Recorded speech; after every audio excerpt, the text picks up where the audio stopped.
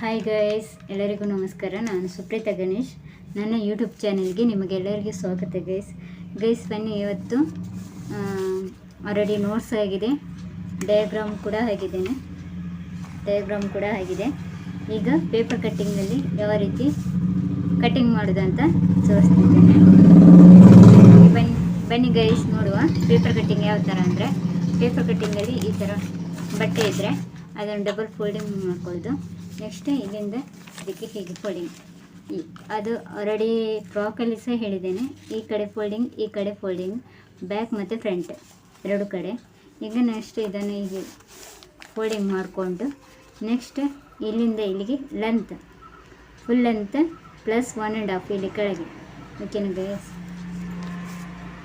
Next ಇಲ್ಲಿಂದ ಇಲ್ಲಿಗೆ shoulder ಎಷ್ಟು ಬರುತ್ತೆ ನಿಮಗೆ ಅದನ್ನು ಇಟ್ಕೊಂಡು, ಶೋಲ್ಡರ್ ಎಷ್ಟು ಇಡ್ತೇವೆ ಅಷ್ಟೇ ಇಲ್ಲಿ ಕೆಳಗೆ ಒಂದು ಸ್ಕ್ವೇರ್ ಬರುತ್ತೆ ಗೈಸ್. ಇಲ್ಲಿ ಸ್ಕ್ವೇರ್ ಬರುತ್ತೆ ಶೋಲ್ಡರ್ ಆದಮೇಲೆ ನಮಗೆ ಚೆಸ್ಟ್ ಇದು ಕಾಲು ಭಾಗ. ಇಲ್ಲಿಗೆ ಚೆಸ್ಟ್ ನಾವು ಮೆಜರ್ಮೆಂಟ್ ಬಾಡಿ ಅಳತೆ ತಗೊಳ್ಳೋದಾದರೆ, ಮೈ ಅಳತೆ ತಗೊಳ್ಳೋದಾದರೆ ಅದನ್ನು ಕಾಲು ಭಾಗ ಮಾಡ್ಕೊಳ್ಬೇಕು. ಇಲ್ಲದಿದ್ದರೆ ಅದರದ್ದು ನಾವು ಈಗ ಬಟ್ಟೆಯಲ್ಲಿ ತೆಗೆಯೋದಾದರೆ ಅದರದ್ದು ಅರ್ಧ ಮಾಡಿದರೆ ಆಯಿತು ಗೈಸ್. ಚೆಸ್ಟ್ ಇದು ಕಾಲು ಭಾಗ ಪ್ಲಸ್ ಇಲ್ಲಿ 1.5 ಸಹ ಎಕ್ಸ್ಟ್ರಾ ಇಡ್ಬೋದು, ಇಲ್ಲದಿದ್ದರೆ 2 ಇಂಚಸ್ ಇಡ್ಬೋದು. ಓಕೆನಾ ಗೈಸ್? ಡೀಟೇಲ್ಸ್ ಆಗಿ ನಾನು ನಿಮಗೆ ಬಟ್ಟೆ ಮೂಲಕ ಹೇಳ್ತೇನೆ. ಈಗ ಇಲ್ಲಿ ಆದಷ್ಟು ನಾನು ನಿಮಗೆ ಹೇಳ್ತಿದ್ದೇನೆ. ಪೇಪರ್ ಕಟ್ಟಿಂಗಲ್ಲಿ ಚೆಸ್ಟ್ ಇದು ಕಾಲು ಭಾಗ ಪ್ಲಸ್ 1.5. ನೆಕ್ಸ್ಟ್ ಇಲ್ಲಿಂದ ಇಲ್ಲಿಗೆ ವೇಸ್ಟ್ ಲೆಂತ್ ಬರುತ್ತೆ. ವೇಸ್ಟ್ ಲೆಂತ್ ನೋಡ್ಕೊಳ್ಳಿ, ಇಲ್ಲಿಂದ ವೇಸ್ಟ್ ಲೆಂತ್. ನೆಕ್ಸ್ಟ್ ಇಲ್ಲಿಂದ ಇಲ್ಲಿಗೆ ವೇಸ್ಟ್ ರೌಂಡ್, ಈ ಕಡೆ ವೇಸ್ಟ್ ರೌಂಡ್ ಇದು ಸಹ ಹಾಗೆಯೇ ನಾವು ಮೈ ಅಳತೆ ತಗೊಳ್ಳೋದಾದರೆ ಕಾಲು ಭಾಗ, ಇಲ್ಲದಿದ್ದರೆ ಬಟ್ಟೆಯಲ್ಲಿ ಆದರೆ ಅರ್ಧ ಮಾಡಿದರೆ ಸಾಕು. ಓಕೆನಾ ಗೈಸ್? ನೆಕ್ಸ್ಟ್ ಇಲ್ಲಿಂದ ಇಲ್ಲಿಗೆ 1.5. ಓಕೆ. ನೆಕ್ಸ್ಟ್ ಇಲ್ಲಿಂದ ಇಲ್ಲಿಗೆ cut length, side cut stitch ಮಾಡ್ತೇವಲ್ಲ ಅಲ್ಲಿಗೆ ಕಟ್ ಲೆಂತ್. ಆ ಕಟ್ ಲೆಂತಿಂದ ಇಲ್ಲಿಂದ ಇಲ್ಲಿಗೆ ಕಟ್ ಬಿಡ್ತು. ಇದು ಸಹ ಸೇಮ್. ರೌಂಡಲ್ಲಿ ತಗೊಳ್ಳೋದಾದರೆ, ಮೈ ಅಳತೆಯಲ್ಲಿ ರೌಂಡಲ್ಲಿ ತಗೊಳ್ಳೋದಾದರೆ ಕಾಲು ಭಾಗ ಮಾಡಬೇಕು. ಇಲ್ಲದಿದ್ದರೆ ಹಾಫ್ ಇಂಚಲ್ಲ, ಆಫ್ ಮಾಡಬೇಕು. ಬಟ್ಟೆಯಲ್ಲಿ ಆದರೆ ಆಫ್ ಮಾಡಿಕೊಂಡು ಅದಕ್ಕೆ ಪ್ಲಸ್ ಇಲ್ಲಿ ಮಾತ್ರ 1 ಇಂಚ್. ಇದು 1 ಇಂಚ್ ಯಾಕೆ ಅಂದರೆ, ನಾವು ಇಲ್ಲಿ ಬೇಕಾದರೆ ಸ್ವಲ್ಪ ಲೂಸಾಗಿ ಇಡ್ಬೋದು, ಬಟ್ ಇಲ್ಲಿ ನಮಗೆ 1 ಇಂಚ್ ಇಟ್ಕೊಂಡ್ರೆ ನಮಗೆ ಸೈಡ್ ಕಟ್ ಸ್ಟಿಚಿಂಗ್ ಮಾಡಲಿಕ್ಕೆ ತುಂಬಾ ಈಸಿ ಆಗುತ್ತೆ. ಅದಕ್ಕಿಂತ ಜಾಸ್ತಿ ಇಟ್ಟರೆ ನಮಗೆ ಬಟ್ಟೆ ಜಾಸ್ತಿಯಾಗಿ ಅಂದರೆ ಫೋಲ್ಡಿಂಗ್ ದಪ್ಪ ಥರ ಬರುತ್ತೆ, ಅಷ್ಟು ನೀಟಾಗಿ ಬರೋದಿಲ್ಲ. ಅದಕ್ಕೆ ಇಲ್ಲಿಂದ ಇಲ್ಲಿಗೆ 1 ಇಂಚ್ ಇಟ್ಕೊಳ್ಳಿ ಗೈಸ್. ಓಕೆನಾ? ನೆಕ್ಸ್ಟ್ ಇಲ್ಲಿಂದ ನಾವು ಲೆಂತ್ ತೊಗೊಂಡಿದ್ದೀವಲ್ಲ, ಆ ಲೆಂತಿಂದ ಇಲ್ಲಿಗೆ ಬಾಟಮ್ ರೌಂಡ್ ಇದು ಆಫ್ ಮಾಡಿ ಅದಕ್ಕೆ 1 ಇಂಚ್ ಎಕ್ಸ್ಟ್ರಾ ಆ್ಯಡ್ ಮಾಡ್ಕೊಳ್ಬೇಕು. ಓಕೆನಾ ಗೈಸ್? ಇಷ್ಟು ಬರುತ್ತೆ. ಈಗ ನಾವು ನೆಕ್ಸ್ಟ್ ಇದಿಷ್ಟು ಆದಮೇಲೆ ಬ್ಯಾಕ್ ಸೈಡ್ಗೆ ಟಕ್ಸ್ ಇಟ್ಕೊಳ್ಬೋದು, ಅದು ನಾನು ನಿಮಗೆ ನೆಕ್ಸ್ಟ್ ಹೇಳ್ತೇನೆ. ಓಕೆನಾ? ನೆಕ್ಸ್ಟ್ ಇಲ್ಲಿ ಶೋಲ್ಡರ್ ಆಗಿದೆ ಆಲ್ರೆಡಿ. ಶೋಲ್ಡರ್ ಆದಮೇಲೆ ಇಲ್ಲಿಂದ ಇಲ್ಲಿಗೆ ನೆಕ್ ವಿಡ್ತ್ ಇದು ಆಫ್ ಮಾಡಬೇಕು. ಅದು ಎಷ್ಟು ಬರುತ್ತೆ ಅದು ಅಷ್ಟು ತಗೊಂಡು ಇಲ್ಲಿಂದ ಇಲ್ಲಿಗೆ front dip, next back dip. ನಮಗೆ ಯಾವುದು ಲೆಂತ್ ಕಡಿಮೆ ಬರುತ್ತೆ ಅಂದರೆ, ಕೆಲವರಿಗೆ ಎಂತ ಮಾಡ್ತಾರೆ, ಫ್ರಂಟಿಗೆ ಜಾಸ್ತಿ ಇಡ್ತಾರೆ, ಫ್ರಂಟಿಗೆ ಕಡಿಮೆ ಇಟ್ಟು ಬ್ಯಾಕಿಗೆ ಜಾಸ್ತಿ ಡೀಪ್ ಇಡ್ತಾರೆ.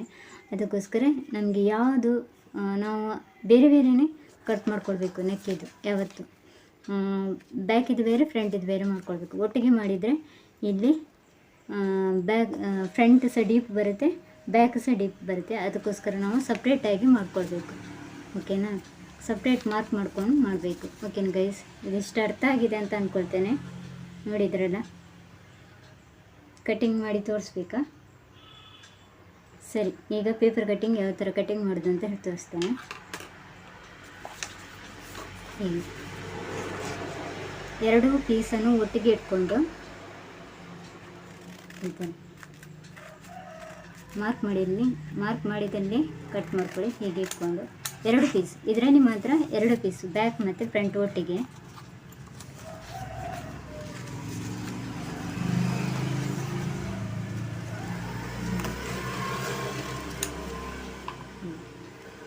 ಓಕೆನಾ. ನೆಕ್ಸ್ಟ್ ಇಲ್ಲಿ ಮಾತ್ರ ಇಲ್ಲಿ ಸಹ ಬ್ಯಾಕ್ ಶೇಪ್ ಕೊಡ್ತೇವಲ್ಲ ಅದನ್ನು ಒಟ್ಟಿಗೆ ಕಟ್ ಮಾಡ್ಕೊಳ್ಳಿ ಗೈಸ್.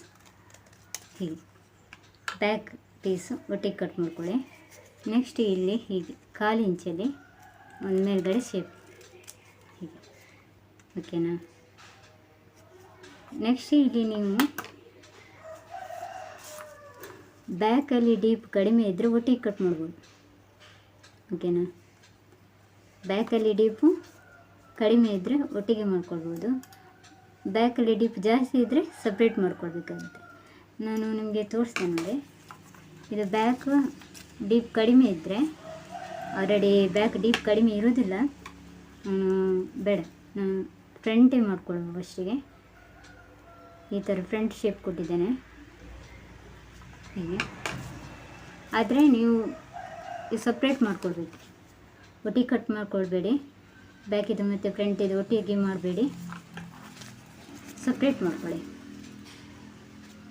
ಫ್ರಂಟಿದು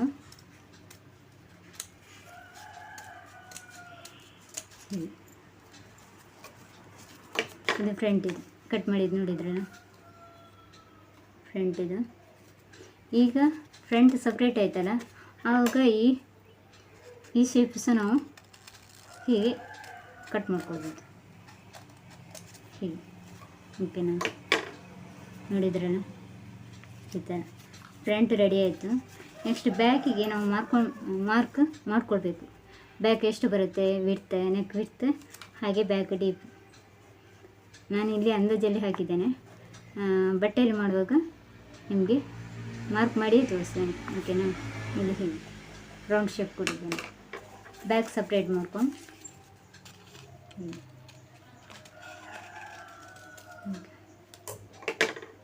ಆಯ್ತಲ್ಲ, ಬ್ಯಾಕ್ ರೆಡಿ ಆಯಿತು. ಆದರೆ ಕೆಲವರಿಗೆ ಬ್ಯಾಕಲ್ಲಿ ಟಕ್ಸ್ ಇಡ್ತಾರೆ, ಇಲ್ಲಿ ಬ್ಯಾಕಲ್ಲಿ ಟಕ್ಸ್ ಇಡ್ತಾರೆ. ಅದು ಕೆಲವರಿಗೆ ಮಾತ್ರ, ಕೆಲವರು ಬೇಡ ಹೇಳ್ತಾರೆ, ಅದು ಅವರವರಿಷ್ಟಕ್ಕೆ. ಟಕ್ಸ್ ಇಟ್ಟರೆ ಶೇಪ್ ಬರುತ್ತೆ, ಅದಕ್ಕೋಸ್ಕರ ಟಕ್ಸ್ ಇಡ್ತಾರೆ. ಇಲ್ಲದಿದ್ದರೆ ಶೇಪ್ ಅಷ್ಟೇನು, ಕೆಲವರಿಗೆ ಶೇಪ್ ಇರುತ್ತೆ, ಹಾಗಾಗಿ ಟಕ್ಸ್ ಬೇಡ, ಕೆಲವರಿಗೆ ಟಕ್ಸ್ ಇಡ್ತಾರೆ. ಆಲ್ರೆಡಿ ನೀವು ಇಟ್ಟರೂ ಸಹ ತೊಂದರೆ ಇಲ್ಲ, ಓಕೆನಾ. ಈ ಥರ ಓಕೆ ಗೈಸ್, ನೋಡಿದ್ರಲ್ಲ ಬ್ಯಾಕ್ ಮತ್ತು ಫ್ರಂಟ್ ಯಾವ ಥರ ಕಟ್ಟಿಂಗ್ ಮಾಡೋದಂತ. ನೋಟ್ಸ್ ಒಮ್ಮೆ ನೋಡ್ಕೊಳ್ಳಿ, ಆವಾಗ ಕರೆಕ್ಟಾಗಿ ನಿಮಗೆ ಗೊತ್ತಾಗುತ್ತೆ. ಈ ಥರ ಶೇಪ್ ಬರುತ್ತೆ, ಫ್ರಂಟ್ ಆ್ಯಂಡ್ ಬ್ಯಾಕ್ ಆಗಿದೆ ಗೈಸ್. ಓಕೆ ಗೈಸ್, ನನ್ನ ವಿಡಿಯೋಗೆ ಲೈಕ್ ಮಾಡಿ, ಹಾಗೆ ಶೇರ್ ಮಾಡಿ, ಹಾಗೆ ಸಬ್ಸ್ಕ್ರೈಬ್ ಕೂಡ ಮಾಡ್ಕೊಳ್ಳಿ. ಓಕೆ ಬಾಯ್ ಗೈಸ್, ಜೈ ಶ್ರೀ ಕೃಷ್ಣ.